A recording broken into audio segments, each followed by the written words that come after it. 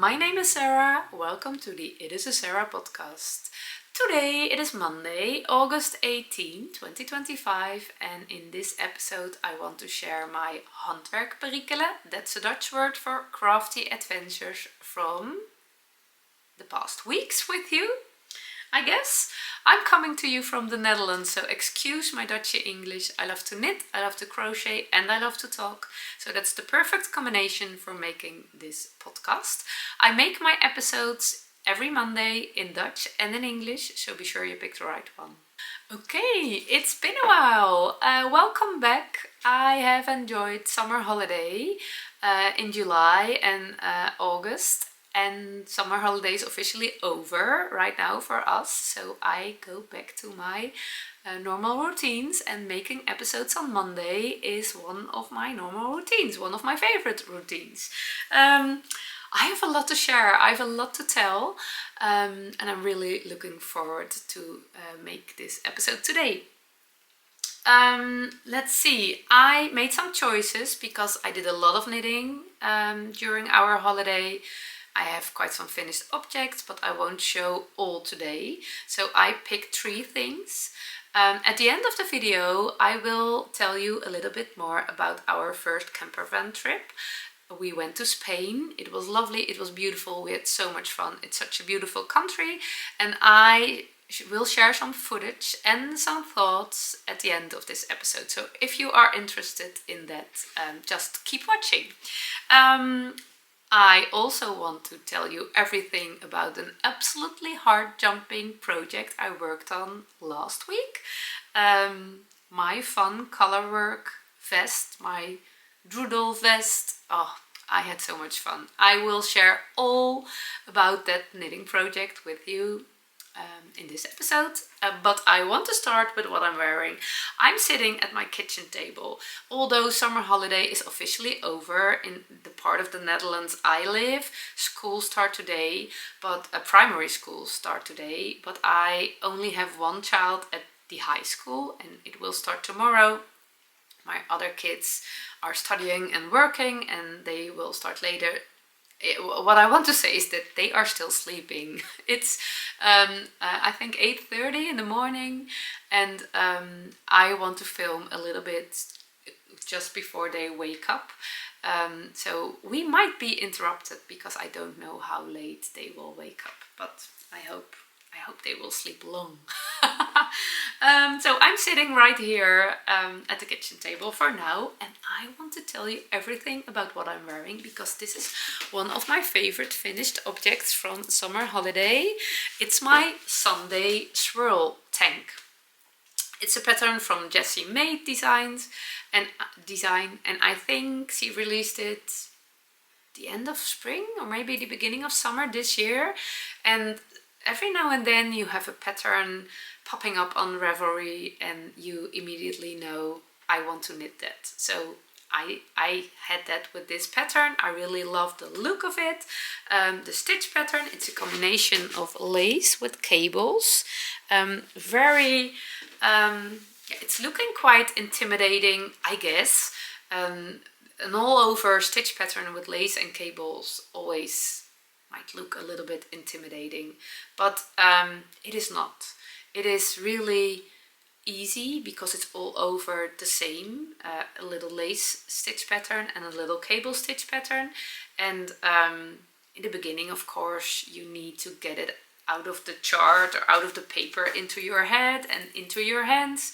But once that happens, you can just knit, and yeah, it's very, very nice because there is something happening in the project all the time, and it was a really fun project to work on during our holiday. My other holiday projects were also fun, but a little bit more easy and boring. A lot of stockinette, a lot of knit to purl to, and I always bring those kind of projects with me when we are going on holiday because I'm surrounded with all the people, and having projects that you can pick up and knit all the time, that does work really good for me. But I also need one project which takes a little bit more brain space, and that was this project.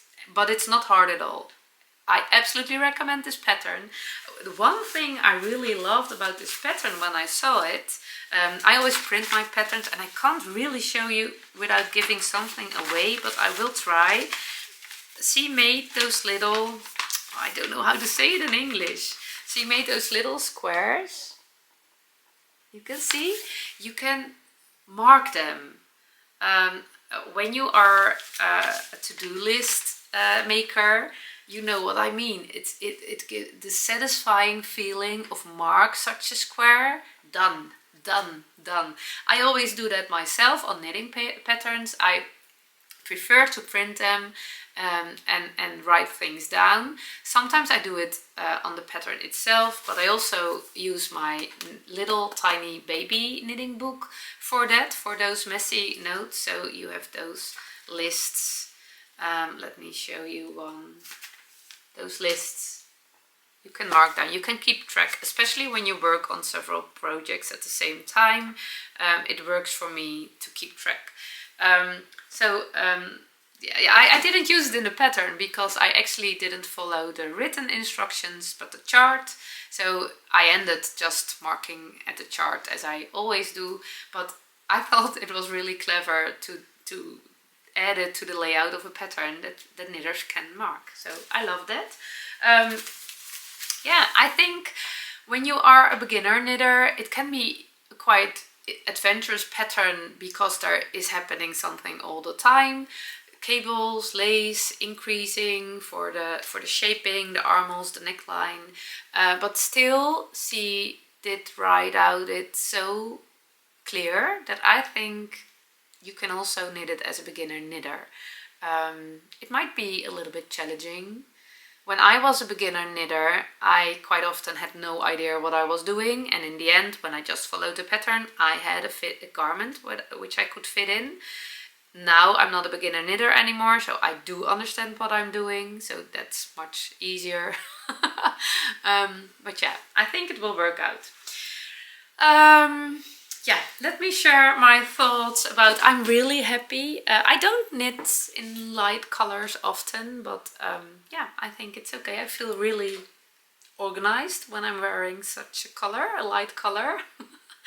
Very grown up some way, I don't know why. I did pick size 2. Picking bigger sizes is my theme this season. All the projects I am working on this spring and summer, I picked one size bigger than I normally do because I used to knit fitted garments, and that's okay, but every now and then, I think I told about it can be too fitted, so there are some parts of me which doesn't fit in, and we want to have all in the garment. But I'm also experimenting. I always ignore the amount of ease a designer recommends. I stay quite close to 0 ease, 0 centimeters of positive ease, and that's not always how it's meant to be. So I'm trying to let that go and experimenting with more oversized garments. I'm not really sure how it will look on me. I'm a tiny person. I love to wear wider skirts and wider dresses, and I love the look of a little bit of a more fitted garment on top of those, because when I wear white on white, I'm looking like a small gnome, I guess, but there's nothing wrong with gnomes. I actually like them.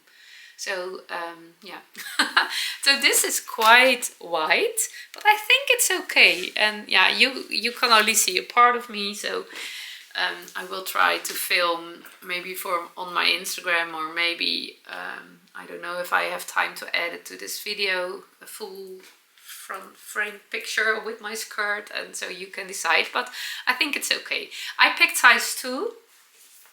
My gauge was a little bit off. I didn't swatch because I'm not a swatcher. I used my Senna cardigan as a swatch because I used Sandnesline. I knitted with Sandnesline. Sandnesline is a mix, let me say it correctly, 53% cotton, Baumwolle, it was the German term, 33% viscose and 14% linen. I bought it at a Dutch yarn shop at a knitting event 2 years ago. It's the color 1015. I don't know if the color has a name too. It's not on the label. Very neutral color, light color, and I love working with Sundae. It is a bit splittery, the yarn, but it didn't bother me while knitting. And I love the fabric. It is when you wash this yarn, it can be a little bit crunchy. Crunchy is not a word, I think. A little bit stiff. But when you wear it again, it will be a little bit more flowy. In Dutch the word is soepel. It will soften up a little bit. So I think I like it, and because it's 100% plant garden, it's very nice on my skin on hot weather. I must confess, this is only the second time I wear this garment, because I'm wearing a tank top under it. The stitch pattern is a little bit open, and I don't think I love to wear it with only my bra under it. I must confess, I didn't check, but I'm 43. I think it's not matching. It's not. There's nothing to do with age, of course. If you are feeling comfortable, that's what matters. And I don't think I was. But last week we had a small heat wave in the Netherlands. It's quite quickly a heat wave in the Netherlands, above 30 degrees. And it was way too hot for 2 layers, so I didn't wear it. And today it's a little bit cooler and a little bit more cloudy, so I can wear it right now. Maybe I can give it a try with only a bra under it for when I'm just at home. So Sundae, I didn't swatch, sorry. My gauge was a little bit off. I did check my Senna cardigan. It's a pattern by Rebecca Clow from the Creabea podcast. I knitted it last year. It's an all over lace cardigan.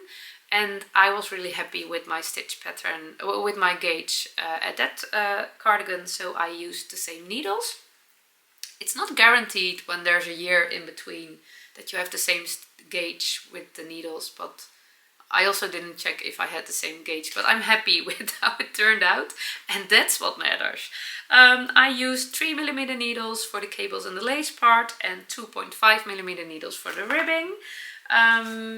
It's a DK worsted weight yarn, but I am a very loose knitter, so I always go down quite some needles.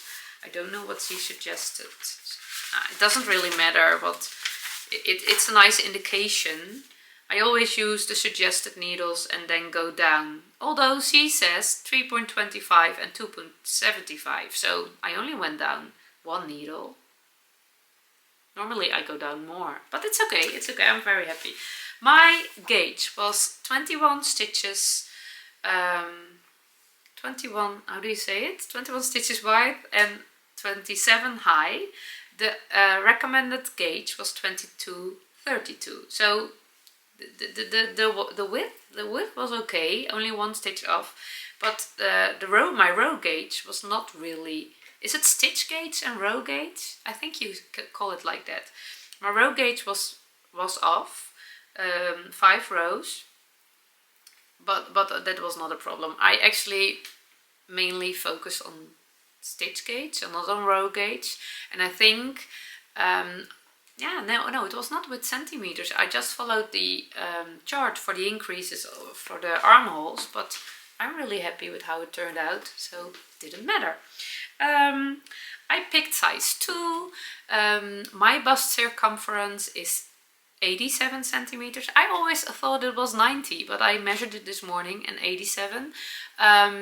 Size 1 was a finished bust circumference of garment full chest measurement. Yes.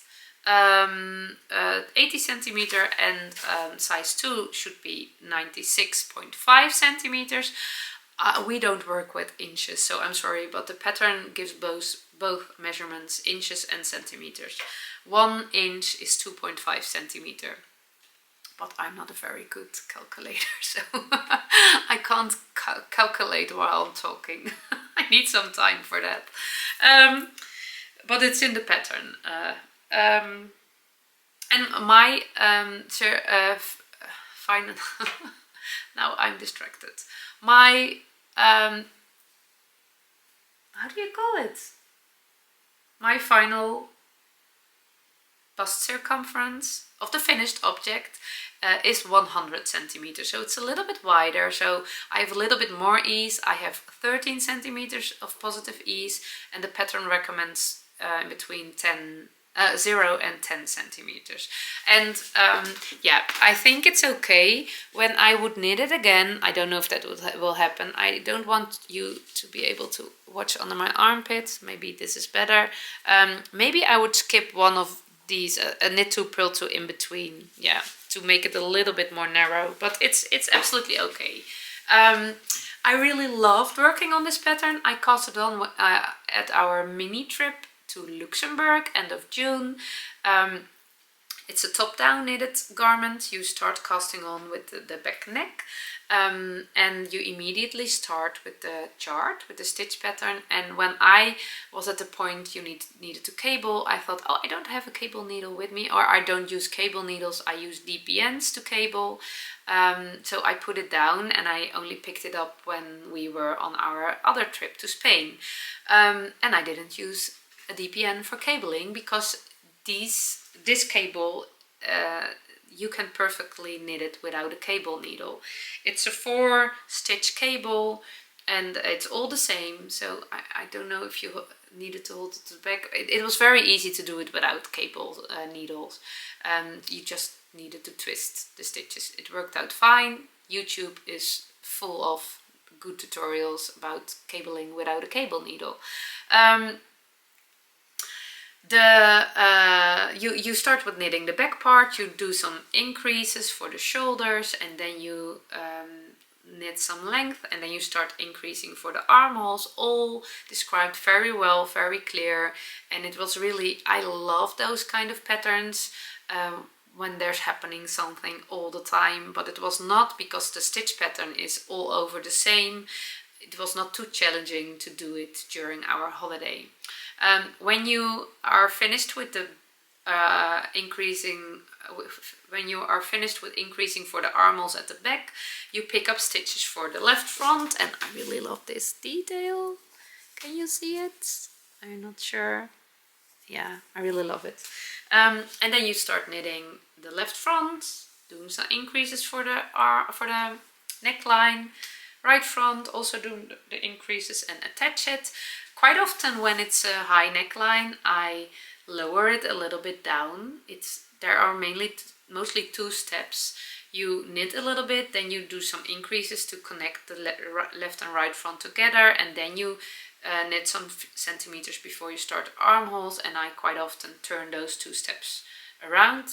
So I'm starting with knitting the centimeters and then connect it, but I didn't have enough brain space to do it at this garment at that point in our holiday, so I just followed the pattern, and it is a high neckline, but I think I'm pretty okay with it, so that was very good.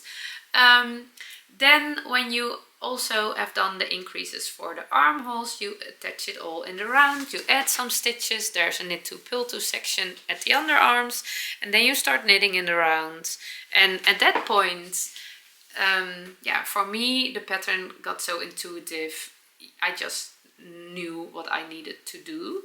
I use a stitch marker at a specific stitch, I guess, to know exactly when I need to cable. Yeah, it worked out really fun and really nice.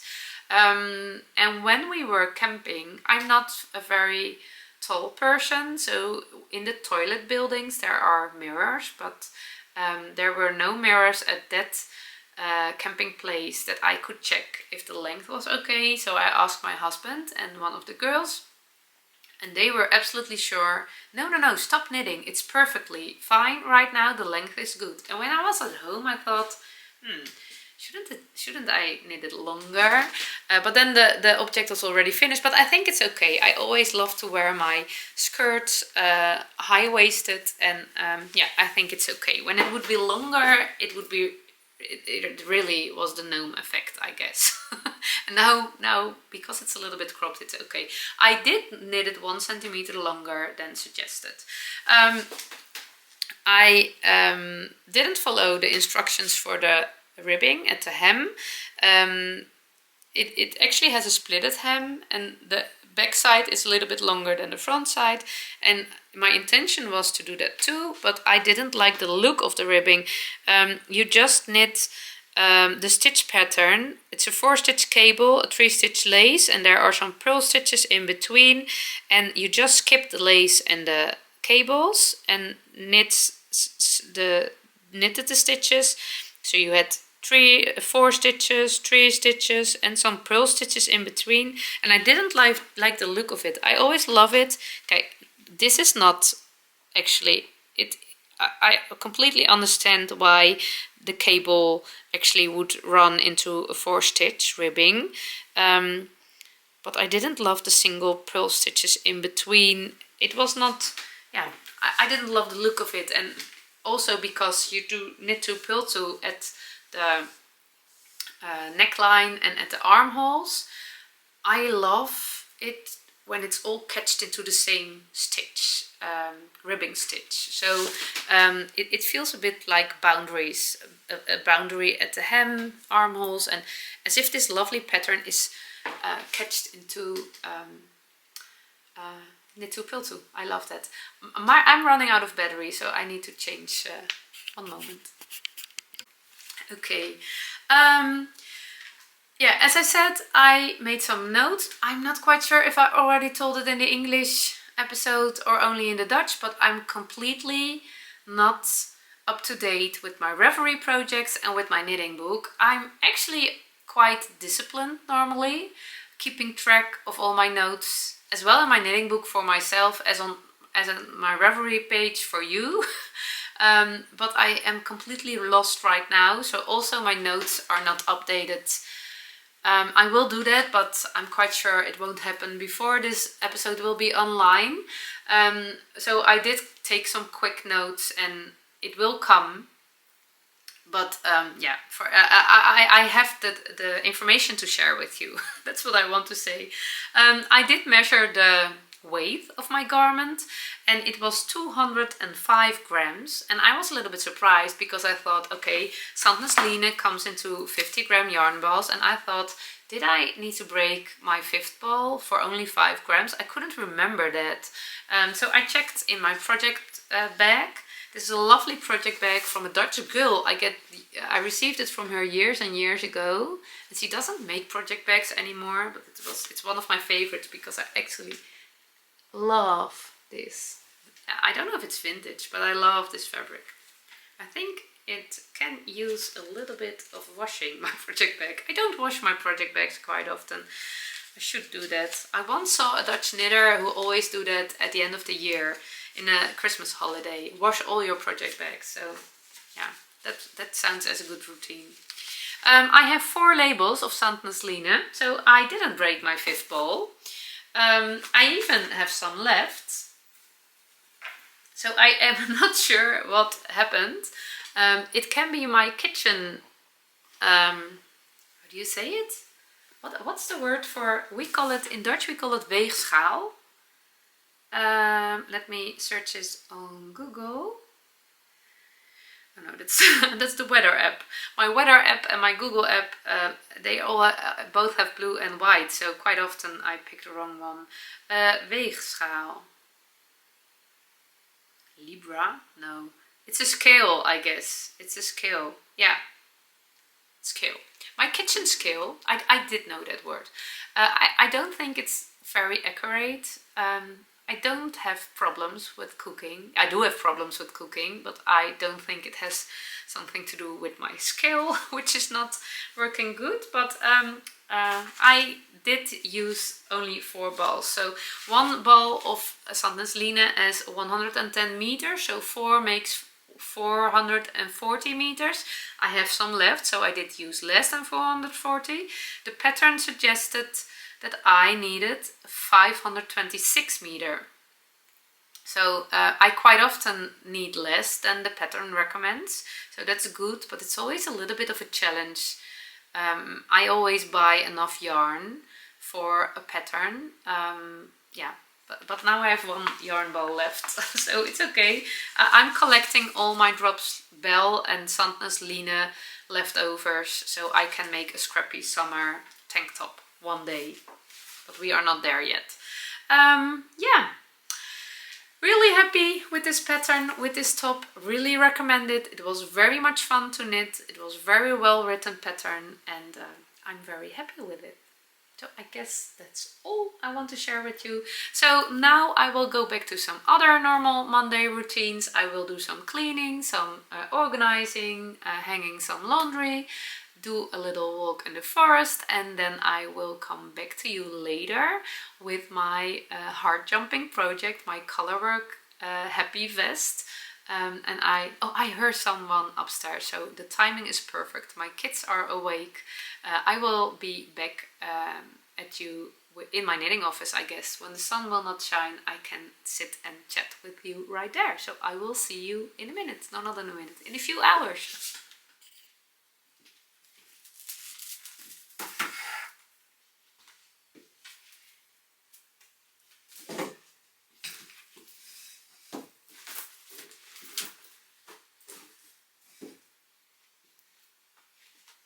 Hello, hello! It is a few hours later, Monday afternoon right now. I did do all the things I needed to do, and now it's time for another chat, especially about that colorful knitting project behind me, because it made me so happy last week. It was absolutely an unplanned knitting project, which just flew out of my needles. Is flew the right way to say it? I think it is. It really was a heart jumping project. Heart jumping is my term of saying that my heart jumps. It's a little bit of a way of saying in Dutch, mijn hart maakt een sprongetje, my heart jumps. Yeah, then you are happy. When your heart is jumping, you are happy. So heart jumping things are making me very, very happy, and this was absolutely one of them. Before I will dive into what I exactly did and why, I want to introduce the reason why I started that knitting project. When we came home from holiday, I felt a little bit bored knitting wise. And also overwhelmed. When I come home from a camping holiday, I quite often feel overwhelmed by all the things we own, the size of our house, and we absolutely have a small house, but when you live in a camper van and you live outside for a while, then everything is big, even our house. But this year it was mainly about my knitting and my yarn stash. I felt absolutely overwhelmed by the amount of knitting projects, by the kind of knitting projects, and by a part of my yarn stash. So when you watch my videos, when you have watched my videos, yeah, I think from the past months, you probably heard me talking about my cast-on party. I was inspired by a knitting friend who just casted on all the things in her head, and I thought, let me do that too. So I did do that with all the summer, spring projects which were in my head at that moment. I have some thoughts about it, some positive and negative thoughts. I don't know what my conclusion is yet, if it's positive or negative, but I will make a separate video about the cast-on party and all the projects and all the things. I really want to do that in the near future.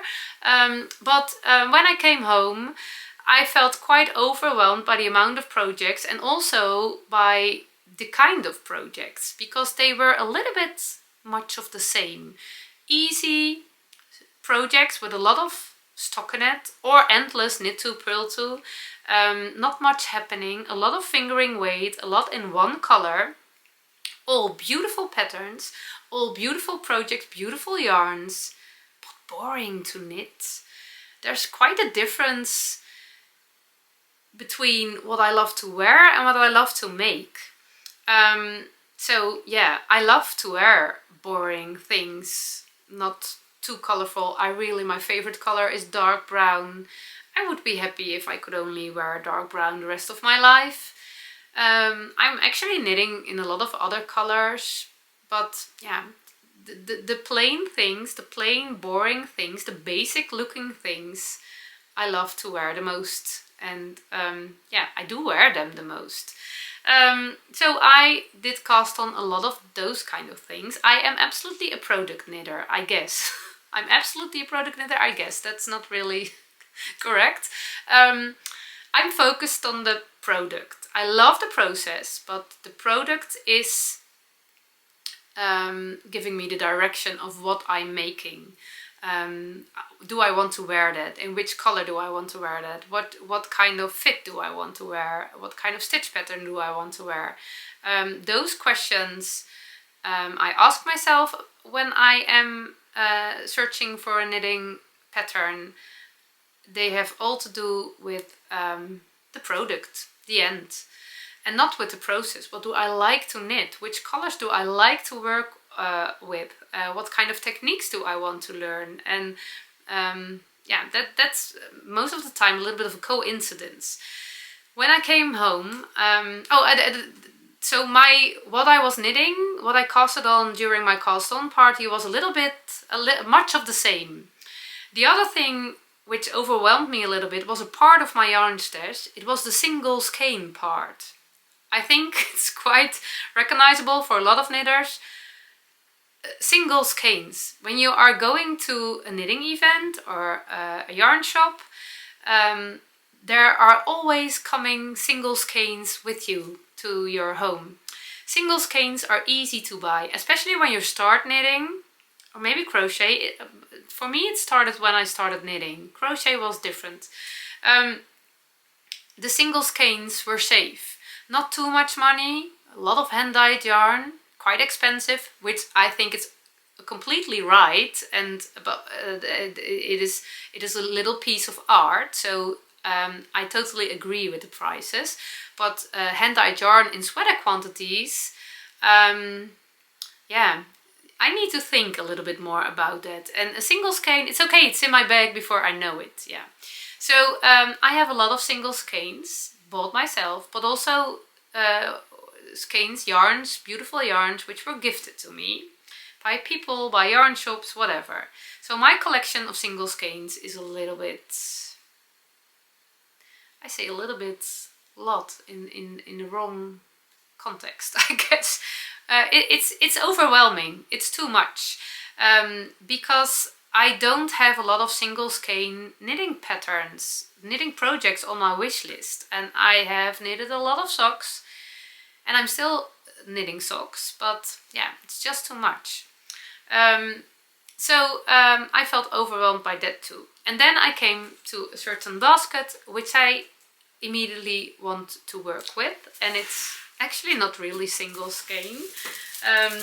It is this basket, and it's filled with DK weight superwash yarn, which I have a lot of in my stash, and that's with a reason. There are, oh, what's that for felt? Oh, this is a tiny little mohair scrap. I can work with that too. Let me see, I have one with a label. Yeah, here it is. This is Anel Malmedy. Anel Malmedy is a Belgian yarn, or actually it's not from Belgium, it's not a local yarn, I think it's from South America. I'm not quite sure, it's not on the label, but I remember that. But it's from a Belgian yarn. I started as a crocheter, and when I started crocheting I worked with very cheap acrylic yarn. We didn't have a yarn shop quite close in the area where I lived by the, no, I still live in the same area, but now there are yarn shops, then there weren't. So I bought commercial yarn in some cheap stores, 100% acrylic and very bright colors, and it was fine. It was okay for me. I could work with it very nicely, and I didn't discover the benefits of wool by then. A little bit later, in a village, 10 kilometers further away there was a little yarn shop, and I had a really good connection with the lady, and I started to help every Friday in that yarn shop. I loved playing around with the yarn balls. There's nothing better. I think that's the reason why I wanted a yarn shop, so you can order the yarn. And I don't mean order. Yeah, ordering the yarn is also a nice thing to do, but I mean organizing. Laying it on the shelves, hanging it all, and when it gets a little bit messy because customers have been there, you can organize it again. And you can also order it again because maybe the customers did buy the yarn, so ordering is also fun. But I mean the organizing, just putting all the nice yarn balls together by color, and oh, it's so satisfying. Oh, I really love doing that. And then she needed to close the yarn shop, and I discovered when I was helping there this yarn, a DK weight superwash woolen yarn, 100% wool, and I was still mainly a crocheter by then, and I really loved crocheting with it, and I still do. I think this is my favorite woolen crochet yarn, and I have made a blanket, a whole blanket with it. It is a one person's bed size, but I made it for my husband, and he really loves it. And all my family members are under this blanket. It's a simple V-stitch, and every row has a different color. So a lot of yarn ends to weave in. But this blanket, it's quite heavy because it's all wool. Oh, I love the colors. It's so happy.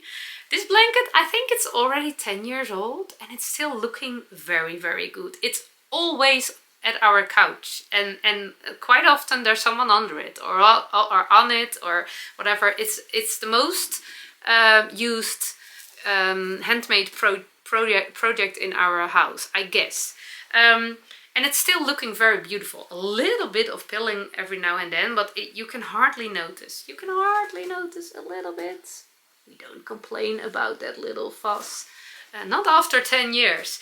I also knitted a little sweater dress, a colorwork sweater dress for my little niece when she was a baby, and I didn't have good memories about that. The colorwork was not looking very bad, and it did pill quite quickly. So in my head I categorized this yarn in my yarn stash as crochet yarn and not as knitting yarn. It is still available. Not in the yarn shop because it doesn't exist anymore, but in my new favorite local yarn shop in the city of Breda, where I live.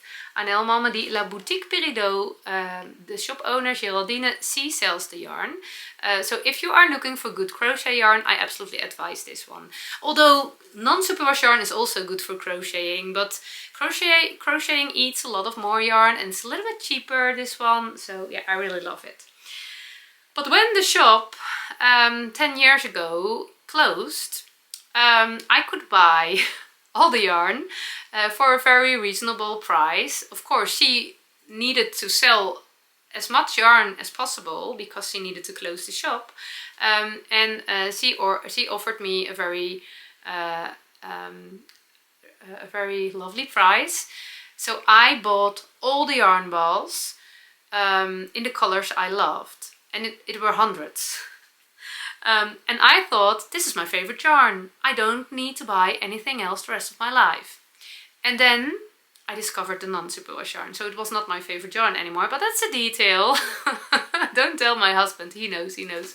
I convinced him, I don't have to buy yarn the rest of my life. And only 2 years later, he said, And I still use a lot of that yarn, and also my daughter, she crochets a lot with it. All her plants and all her pots, she does crochet with this yarn too. But I used up all the colors I really love, and there's a lot of leftovers all in the basket and also on the shelves.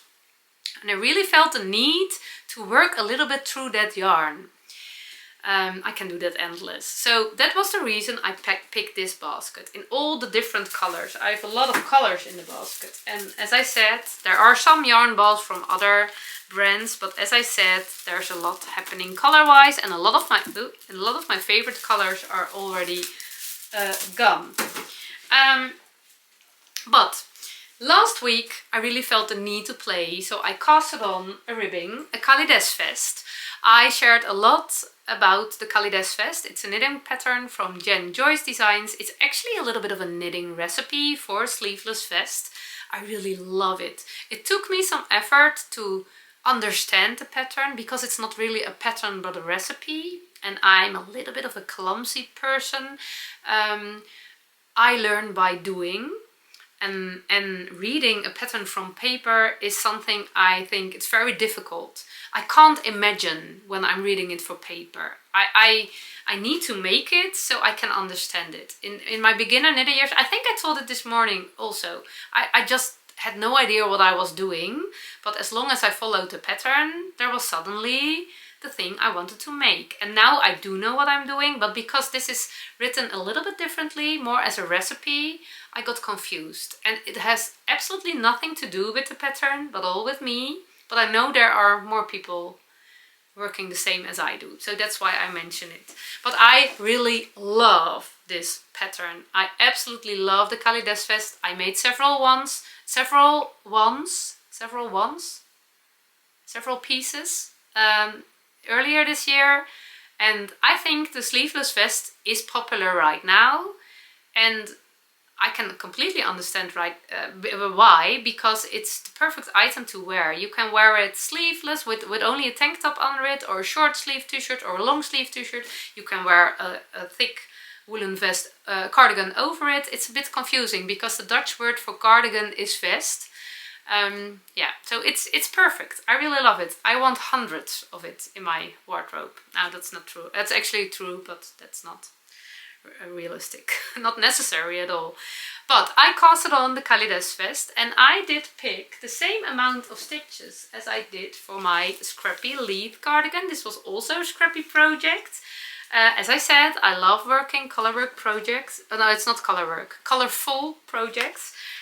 This is made with 2 strands of sock yarn, fingering weight yarn, to eat up my fingering weight scraps a little bit. And this pattern is by Rebecca Clow from the Crayabea podcast, and it's also DK weight. And I love the fit of this. I still need to add buttons because it was actually my plan to wear it as an open fronted cardigan, but I think it will be better with buttons, but I haven't done that yet. But the size is perfect, so I thought, okay, then I know which size I can choose for my Calidez vest. I didn't measure, I just knitted, and then I started knitting. And let me grab it. This pattern, I just let it happen. I had no plans at all. I just wanted to play with my scraps, with colors, and with color work. And I was also, I forgot to tell the most important part, I guess. I was also very inspired by an Instagram account. I discovered the Instagram account of, I don't know her name actually. I only know her Instagram name, PickyFemme. I don't know from which countries, I don't know nothing. The only thing I know is that she makes the most beautiful knitting. I don't think she makes patterns. She makes them with scraps and very colorful, and she plays with colors and intarsia and color work a lot. And I felt in love with some children cardigans, I guess, in which she switched from color work into the same row. So she did a little bit of intarsia and color work. So there was a panel of this and a panel of that, and a little bit of this and a little bit, and I love it. I adore it.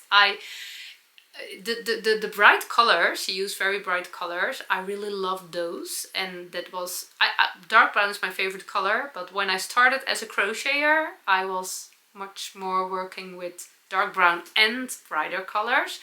And for knitting, I went a little bit more neutral, which I absolutely prefer to wear. But every now and then I need color in my knitting or crochet life. Yeah, so I actually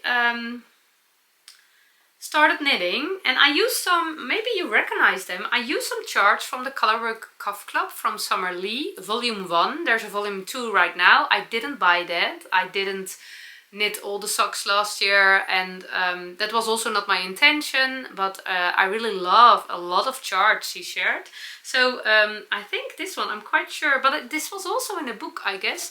I'm quite sure I found this one, and of course the flowers, very obviously, and the granny stripes are also from the Colorwork Cuff Club. It are not officially crochet granny stripes, but she was inspired by the crochet granny stripes for this Colorwork knitting chart. So I just started, and at some point I thought, okay, I want to do intarsia too, but it was a little bit difficult. I did want to play, but I didn't want to learn. And it might sound a little bit weird, but I just wanted to knit.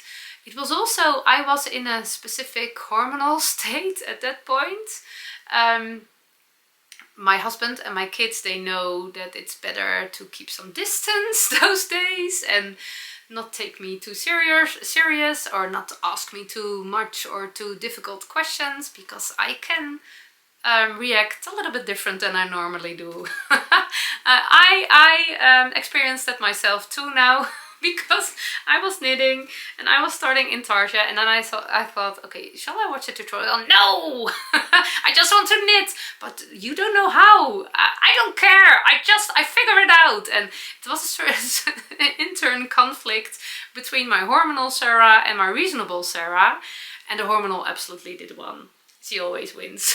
So I started knitting in the round, and I wanted to stick this cardigan. So I added stick stitches, and I knitted in the round, as you do when you are sticking. But then I was at the intarsia part, and then I get an error, because I think you probably can knit intarsia in a round, but my brain didn't get it. I couldn't figure it out myself. And I didn't want, my hormonal Sarah didn't want to watch tutorials or whatever, she just wanted to knit. so I stopped with the stick stitches, and I started knitting colorwork back and forth. So the stick stitches, there were stick stitches, so I didn't really know what to do with them. But they are right here now. It was a little bit exciting because I didn't secure them. I didn't reinforce them with my sewing machine. I just cut them because it's only this part, but of course, when I cut them, the ends were way too short to weave in. So I tied them together, and then it was looking very messy. But when I started to weave in my yarn end from the ribbing, I tangled the yarn end around all the messy ends, and now it's a little sausage. It's quite thick right here, but it's only, what it is, 2 centimeters, 3. Is this an inch? Maybe this is an inch. And it's okay, it's okay. It was really interesting. I think my Miss Perfect is on holiday too, because I didn't hear her during this project. I made a mistake in the color work. It was just 1 by 1 in other colors, and it was very obvious, and I also discovered it immediately, and I could fix that quite easily, but I didn't want to. I just wanted to leave it that way there, because I was playing, and it is okay to make mistakes when you are playing. Also when you're not playing, it's always okay to make mistakes, but if Miss Perfect is there, she has another opinion. So I just felt a really strong need to leave it there. And it sounds a little bit weird, but I'm proud of that mistake, that it's there. And yeah, it makes my heart jump, and that's a little bit of a confusing feeling, because normally it feels different, but it's okay, it's okay.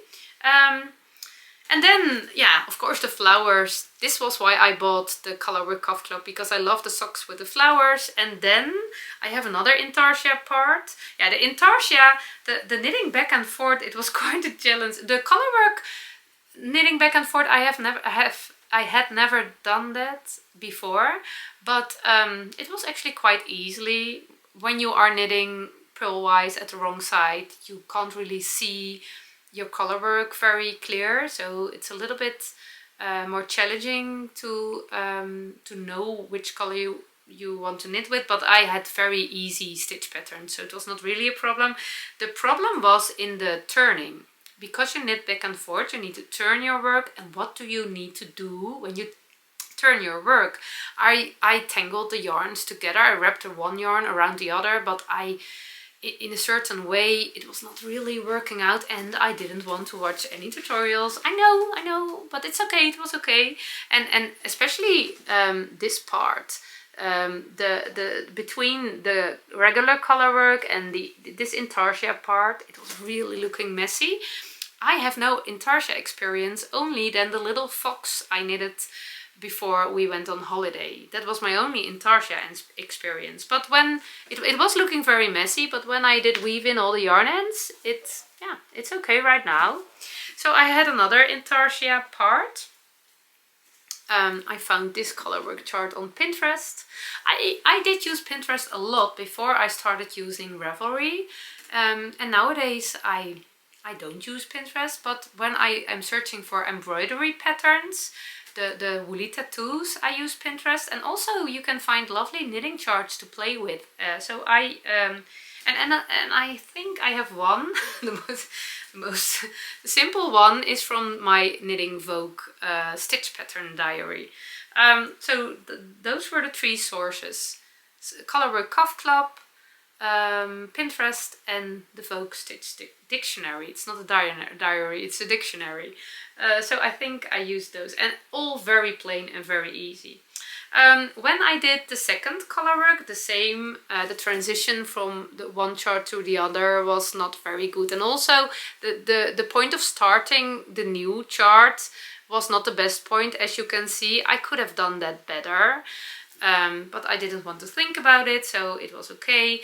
But at this point I realized I don't know if I'm an intarsia person, because it drove me crazy. All the yarn balls attached to my work, and several colors for this chart, several colors for that chart, and then all tangled, and I didn't know how to do it, and it was not really calming my nerves.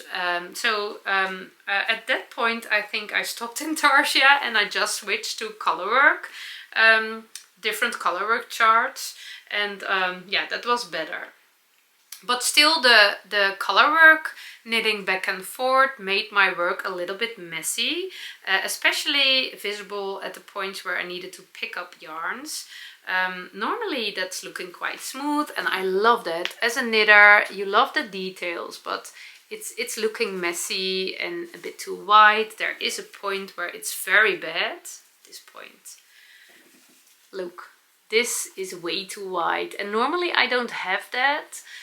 And I think I can fix it, because I can weave, I can use a strand of yarn and I can sew it a little bit together, I guess. I'm not quite sure if it's so important to me, because there's happening so much in this vest that yeah, you are more distracted by all the colors and colorwork chart patterns.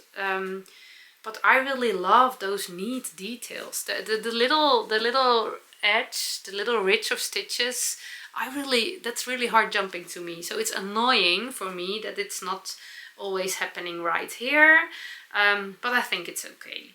Yeah, my vest is way too long, but that was also the same hormonal Sarah. At some point I thought, I think it's long enough, but I didn't want to check my Ravelry notes or my knitting book or my vest upstairs. When I asked hormonal Sarah very carefully, she said, no, I just wanted to knit. I just want to knit. So she didn't want to check. So I did knit, and yeah, it's a little bit longer than I prefer, I guess. But on the other side, I think it's okay. I will put it on in a minute. So yeah, and then I just followed the pattern from the Calidez vest. I did decrease more at this part, because I love to have this part a little bit narrow, so it's actually quite far from me. For me, I love to be a little bit more narrow, so that worked out pretty nice. At the end it was a little bit too short, the armholes, because again I didn't do any measuring, and then I was done with doing color work and all the back and forth, so I just knitted stripes at the last part, and that was also okay. And then I catch it all together into this lighter brown, and also that color. Normally I prefer to catch my colorful projects in a darker color, and for example this one, This color is a little shade darker than that one, but the contrast is too low to be nice. And yeah, actually I would prefer this darker color there. So all those kind of little mistakes I could have provide when I did a little bit more thinking, but it was not about the thinking. I don't regret it because I had so much fun. I just wanted to knit. So I will put it on. It's a little bit too warm, but I will put it on to show you.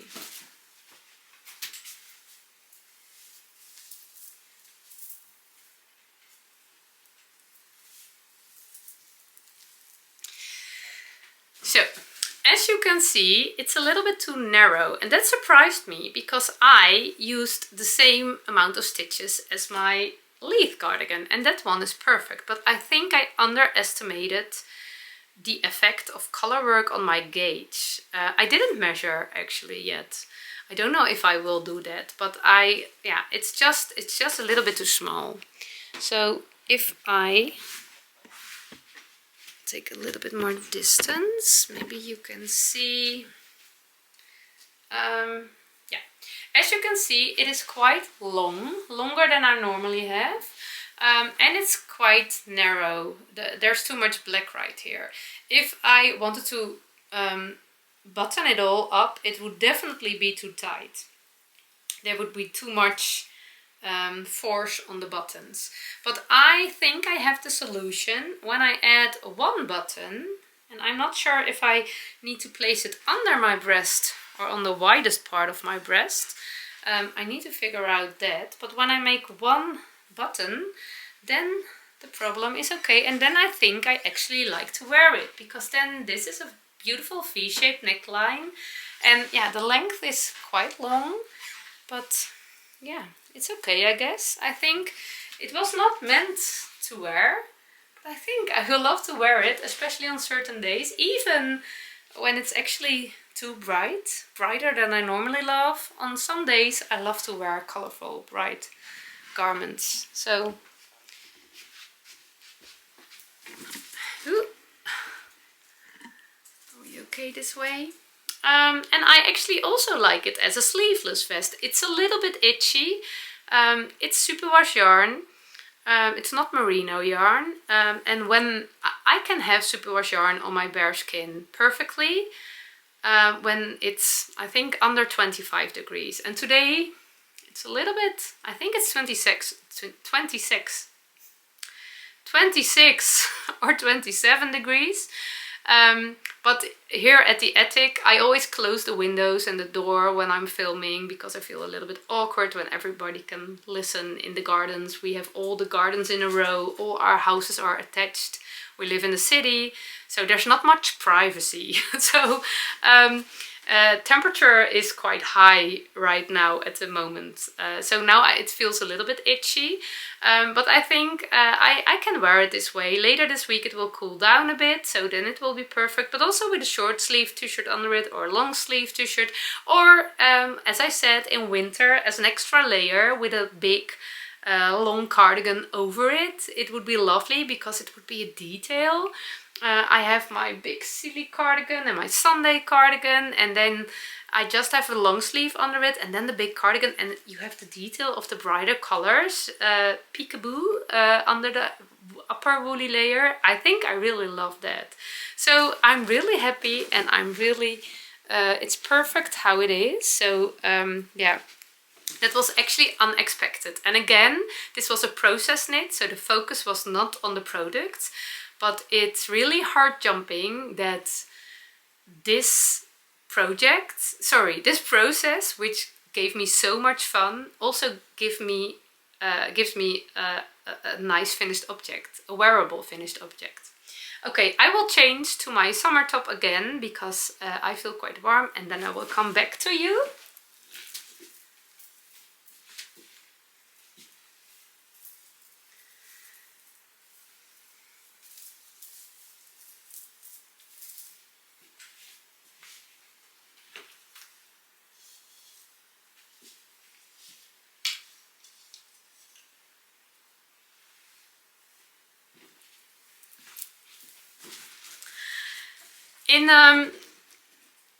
So it's nice when you can see it all. It's all about the vest. In Dutch we have that way of drawing which we call doodelen. And I think the English word is doodling. When you are just, you have a piece of paper, and it can also be just a little piece of paper you found somewhere and a pen, and you are just doodling, drawing things with no reason, with no plan, just let it happen. This was really my doodle vest. Just let it happen, no plan. Of course the Calidez vest was the format, so I didn't let things happen really fitting wise or on that part, but the colors and the color work, I really did it happen. Let it happen. I haven't talked English for quite a while, so it is a bit it was never perfect, but yeah, I think I needed to warm up a little bit, so maybe this is my warming up episode. I know you don't mind, but I do. Maybe Miss Perfect is on her way back. I can feel her energy already. So yeah, really made me happy, and it was so much fun to play, and it reminded me that I need to play with my knitting or crochet every now and then. And also I love the functional, practical knits, the boring knits. I love them too. They bring other things in my knitting life, but I need these kind of projects too every now and then. So I casted on a second one, and I want to share a little bit about that because it made me laugh already very, very hard. Yeah. If I'm ever pretending as if I'm a clever knitter, as if I am someone who can think of clever ways to do things, don't believe me. I'm a clumsy knitter, and I laughed so hard about myself at this one. I thought let's make another one. Let's cast on one immediately because I wanted to make another one, and now I want to keep track with my notes. I do want to know what I'm doing, so I know whenever I want to play, I have the numbers. I can just play and make a very good wearable vest. Yeah, so I don't have to figure out everything. This is my figure out vest, and I wanted to knit it all in the round because, oh yeah, I forgot, weaving in the yarn ends. Yeah, there were a lot of yarn ends, and it was quite impressive. This is clumsy, as I said. This is so beautiful.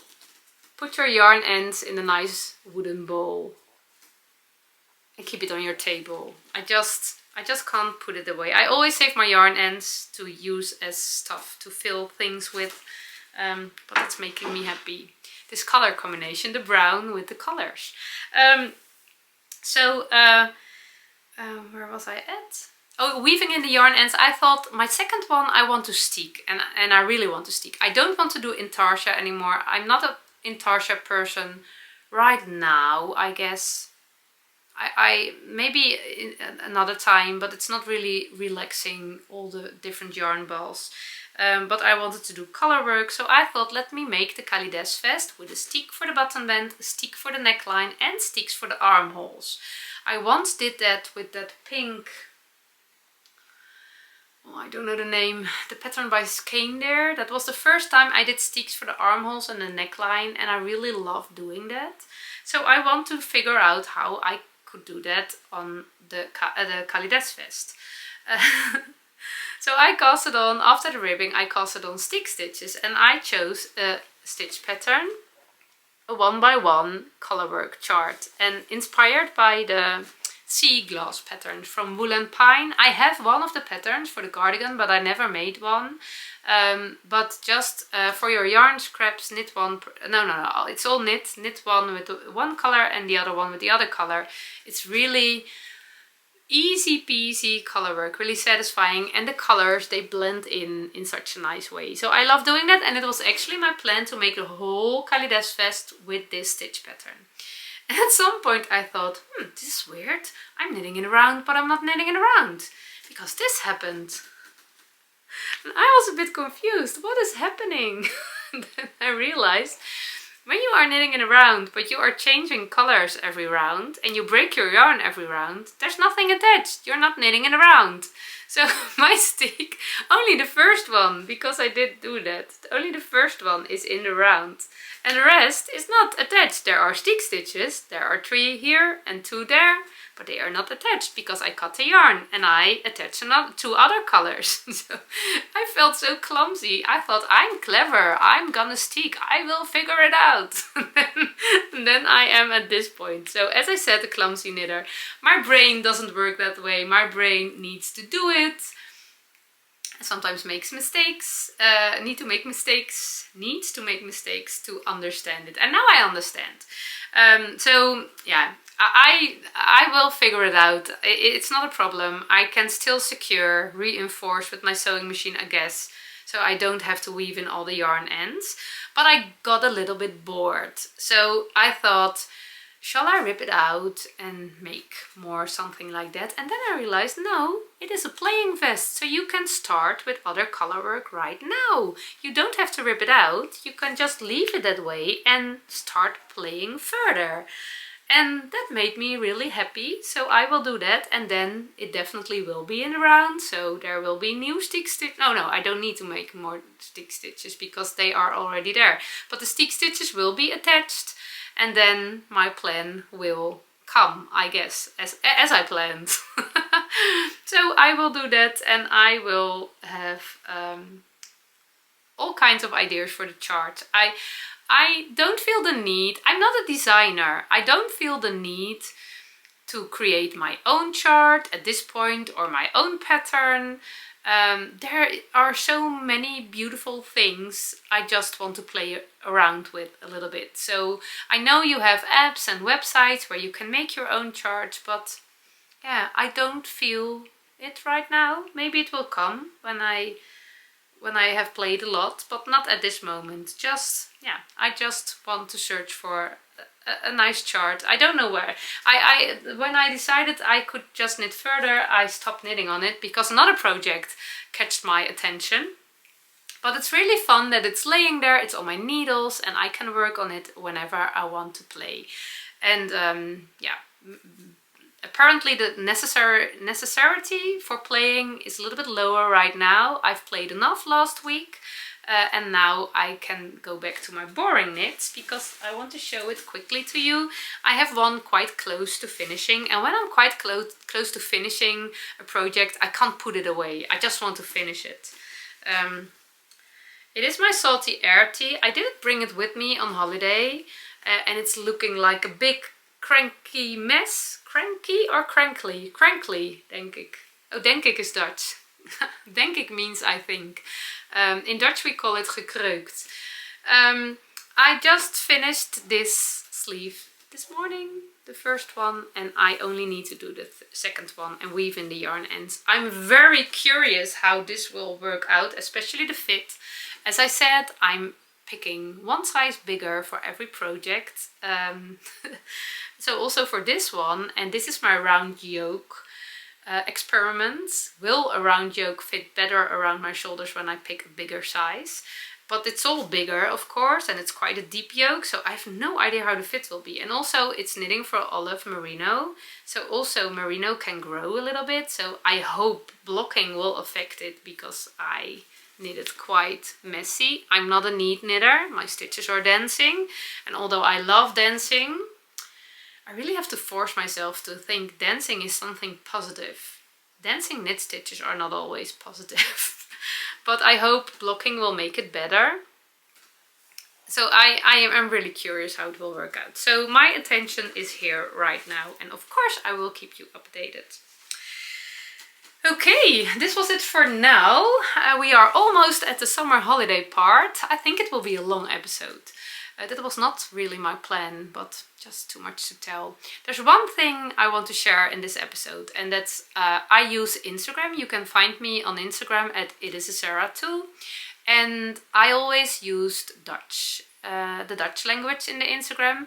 A few years ago I changed every now and then between Dutch and English. I think it can be very inspiring and refreshing to express yourself in another language. So I switched every now and then, but it's been a while, and I got the question quite often. I share a lot in my stories. I love sharing. It's really making me happy, but always in Dutch. And a lot of people asked me if I wanted to do it in English too. And at some point I felt the English sparkle and I thought, okay, let's do it. So from today I will Instagram in English. So if you are interested, then you can understand right now what I'm sharing. I also want to share, it's a little bit difficult part. I receive a lot of questions on Instagram in my DM. I don't do questions on Instagram in my DM. And it always feels a little bit unkind. I don't even react quite often. And it feels really unkind. And believe me, now you have to believe me. When I say I'm a clever knitter, you don't have to believe me, but I'm not an unkind person. But it's just when a while ago, when I tried to keep up with all the comments and all the questions, my inner fire got smaller and smaller. It's so time consuming and it's not really what I like to do, answering questions and quite often the same questions over and over again, typing on my phone. It's not a hard jumping activity for me. So I decided, I'm an all or nothing person. I decided, okay, I don't do questions on Instagram and I just don't do it. But it feels a little bit unkind every time I'm ignoring a message. And quite often I read the message and I try to answer the question. I have several ways for all the information. I need to protect my boundaries. Making videos in the frequency I do and keep up with my knitting and all the sharing on Instagram, it's very time consuming and I don't care because I really love doing it, but there's no time for questions, not on Instagram in DM. But what I do with all the information, when I am working on a project or when I finish a project, I try to share all my details and all my things in a YouTube video on Monday with you. So you can watch all the things. And I try to add the link to the correct YouTube video on my Ravelry project page, so you can find it when you are looking for older projects or something. Sometimes I forget, but I try to keep up with it. My YouTube and Ravelry and knitting book, they are not up to date right now, but holiday's over, I will come back to that. Also my Ravelry project pages, I try to keep up to date, and that's not for me, that's for you. So if you are interested, I really love the notes of other people. They can be very helpful, and it's not really that I think my notes are very helpful, but still, if you are interested in more details, you can find them there. And then I also have a membership on YouTube. Every Friday I make a Heart Jumping Friday video. It's a little bit more of a vlog style, and I also answer questions right there. You can answer me anything about my projects, about your own projects, about knitting or crochet in general, or other things, typical Dutch things or whatever. And in a chatty video I answer those questions. So I like answering questions chatting. I like doing that, but not, how do you say that? Typing on my phone, I don't like doing that. So yeah, I just wanted to say, I don't mention it quite often because I always feel a little bit uncomfortable. It's just not, I don't mean to be unkind, but yeah, it's just I can't do everything. So as I said, I need to protect my boundaries, and this is the way that feels best for me. And I completely understand when you have another opinion or whatever, that's absolutely okay. But I'm the person who needs to do it. So this works for me. And yeah, that's how it is. Yeah, it's always a bit exciting to talk about these kind of things.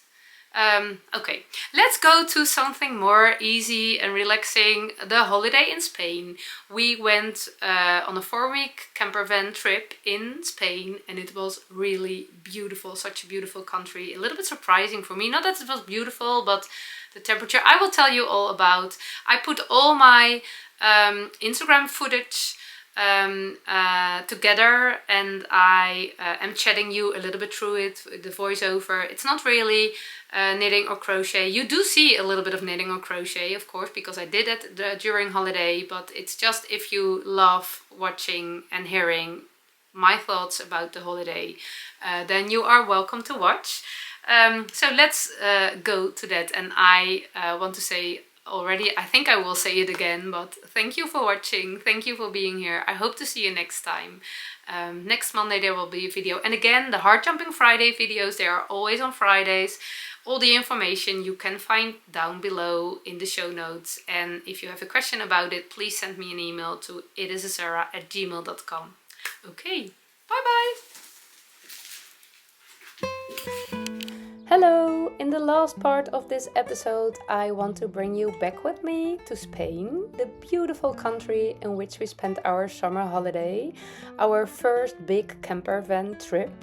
Before I want to share more details about it, I want to tell you two things which might be good to be aware of. The first thing is that I'm only sharing a part of my pictures and videos, only videos actually.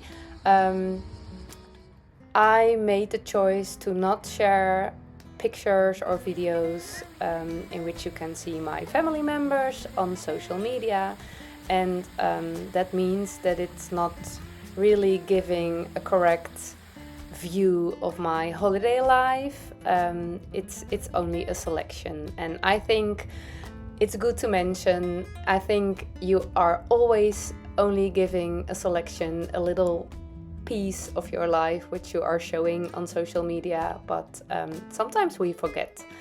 The other thing is that I didn't bring my camera, which I use for making videos on YouTube, so I filmed all the things on my phone, and I did film it portrait because I shared it on Instagram already. So if you are following me right there, you might have seen it already. So it's not really the right size for YouTube, but I want to share it anyway because, yeah, good memories, and I love to share what's making me happy. So Spain was absolutely not on my holiday country wish list. I absolutely believe and I know that Spain is a beautiful country. I visited Spain once as an 18-year-old girl. It was also in summer. I spent a week with my friends in Spain, and the main thing I remember is that it was really, really hot. I am not a hot weather lover, so that was actually the reason why Spain never was on my wish list for celebrating holidays. So when we were picking, we actually spent our holidays mainly in the Netherlands. Last year we went to France and Italy, but we are not very adventurous, or maybe I can say better, we were not very adventurous during our holidays. But since we have the camper van and we wanted to decide where we wanted to go, my husband suggested Spain, and I must confess I laughed very hard. Do you think I want to go to Spain? But he promised me it was not such hot weather in all Spain, and he said the part I am thinking of is actually exactly the weather you like. It is, it can be beginning 20 degrees, a little bit of rain every now and then, everything is fresh and green, and you really will love it. I trust my husband, so I was okay with it. And because we brought the girls with us, our oldest son, he was on holiday with his own friends. Our middle daughter, she spent 2 weeks with us in Spain, and the youngest was 4 weeks with us. But we spent a lot of holidays in rainy Netherlands, so camping, and they appreciate some more sunny holidays at their age right now. So I think it was the perfect combination.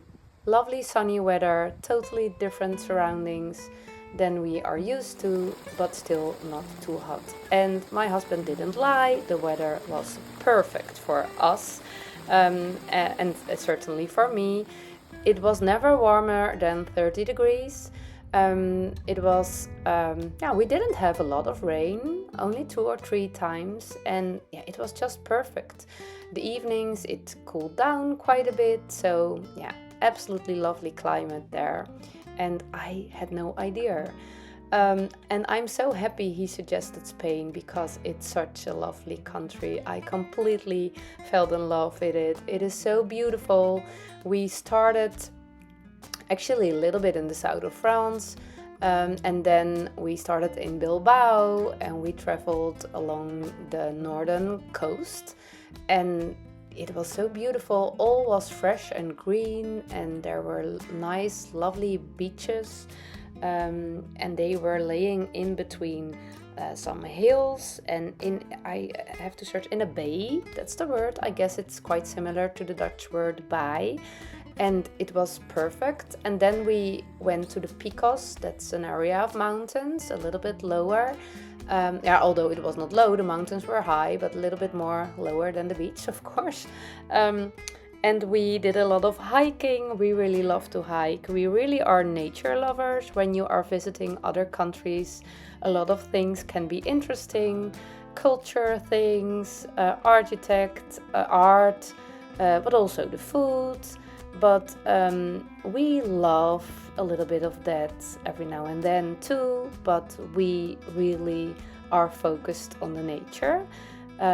So we spend a lot of time in nature, especially hiking.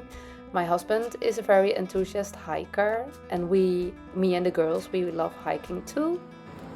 Not as much and as far and as high as he does. So every now and then we planned a resting day so he could climb another mountain and we could just rest with some knitting and reading and crochet. So that was the perfect balance. But also we did hike a lot. I used those hiking, in Dutch we call it stokken, hiking sticks, I guess. And I must confess that I had my doubts about hiking with sticks too, but it was actually very pleasant. So I used them a lot, and we had such beautiful hikes in the mountains with all the beautiful areas and sights and the lovely rivers. We did swim in the ice cold water. We did swim in the sea, which was not so cold, but all the wavy water was really cool. And yeah, it was really, really beautiful right there. And after the Picos, we went back to the beach. We also went to some Miedo, a very small, beautiful area. I met a lovely Spanish knitter right there. That was really a HeartJumping moment for me. It was a very special place, normally very quiet, but we were surprised when we discovered they were filming a Hollywood movie right there. So that was quite an adventure, especially for my youngest girl, but also we enjoyed that a lot. But it was the nature which was so beautiful right there. Everything was fresh and green, and little rivers and mountains, and yeah, just the energy was so good at so many places. I hardly can describe it in words. It was just a feeling. We ended our trip in the Pyrenees. We met friends there, and we spent some days together, and we loved the same thing. So we did hike again. We played a lot of games, and it was just so much fun. Really, really a perfect holiday. As I said, it was the first trip with our little camper van. I was a little bit curious how it would be with the 4 of us. We have a very small camper van, so there's not much space. But I must confess, it all went very well. It fitted very well. We could bring the things we needed, and sleeping was perfect. And also settling at a new camping place or packing when we were traveling further, it was all so easy and smooth and quick. It was really, really, really nice. I didn't drive in the camper van. It was not that I didn't want to or that I was afraid to drive. But my husband, he really loves car driving, and yeah, every time I asked him, shall I drive a little bit so you can rest? He said, no, I don't need to rest. We did take a break every 2 hours, a little picnic. We went to the store to get some lunch or whatever, or we just walked a little bit with the dog. And he said, when I'm not driving, I am bored. What can I do otherwise than watching outside, which I also can do when I'm driving? And I thought, yeah, I understand. I don't have that problem because I'm a knitter. So driving time is knitting time. So I think that was the perfect combination.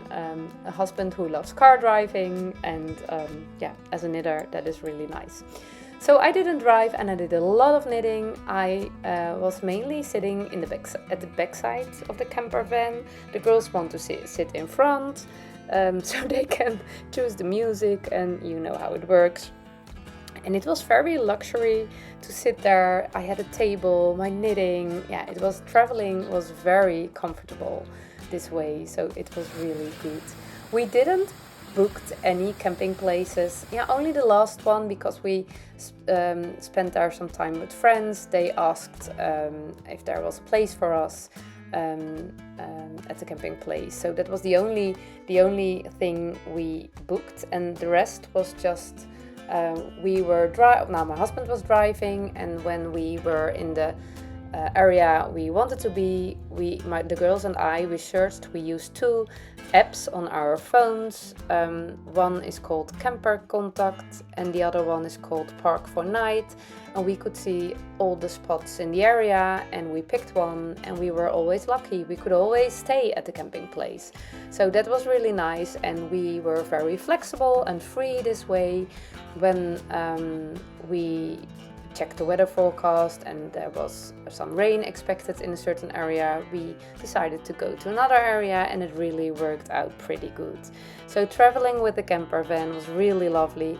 The weather was perfect. I needed all my woolly layers, especially in the mountains. In the early mornings it was very, very cold, and also during the day it was quite hot, but at 6 o'clock in the evening, I think you call it PM, yeah, we don't use that term in Dutch, but 6 o'clock PM, when the sun dropped behind the mountains, suddenly it was really, really cold. So I needed my socks, my cardigan. I spent a lot of time under my blanket, and that was really lovely because it was, we had everything. We had sun and cold and rain and everything, and that was really lovely. So absolutely, looking back to a perfect holiday. We had a lot of fun. We did see a lot of beautiful things. I absolutely fell in love with Spain. If you are doubting about visiting Spain, just do it. The people, they were very nice. The nature was very good. And it's just a beautiful country. And I am looking forward to our next trip. I don't know when. Our big trip, we are dreaming about it, but that will be next year, and until then it will be quite close, just for 1 or 2 nights maybe. I received a lot of questions about the inside of our camper van, which I can imagine because it's very cozy, but it's also very small, and I will definitely film that a little bit. I love showing it because it's nice. It is just very simple, but just cozy. But because it is so small, it is not working to make such a video when I'm on a holiday with my family members, because I don't want them to be part of the video. So I will do that when I go on a trip all by myself for 1 or 2 nights in the near future. I haven't planned something yet, but I will definitely do that, and then I will show a little bit more of the inside of the camper van if you are interested in that. But again, it's a very small camper van, so it's not very special, but it's just looking very nice and cozy. Our little house, which is making us really, really happy and bringing us to the most beautiful places. So this was the little flashback to our summer holiday in Spain. I hope you enjoyed it. We certainly did.